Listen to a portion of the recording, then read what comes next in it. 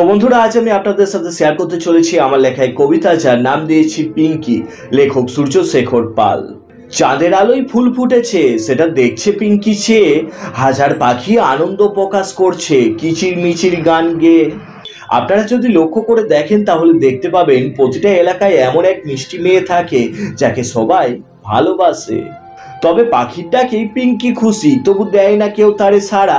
পিঙ্কির ক্ষতি করতে চায় অনেকেই, তবে পিঙ্কি বুঝে ওঠে না তারা কারা।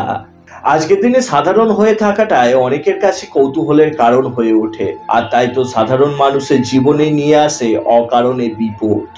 যেমন পিঙ্কি সেদিন ক্লাস করে স্কুল থেকে বাড়ি ফিরছিল, নেশার ঘোরে বখাটে ছেলেরা পিঙ্কিকে দেখে হাসছিল। পিঙ্কি তখন এড়িয়ে যায় সব, কারণ তার বয়স অনেক কম। নেশাগ্রস্ত ছেলেরাই হলো তখন পিঙ্কির জম।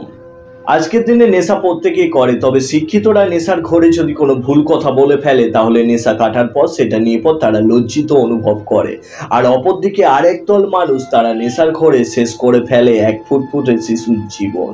তাই তো বলি, শিক্ষিত করো ছেলে মেয়েদের, চাকরির আশা করো না। 2-5 টাকার জন্য কারুর পা কোনোদিন ধরো না।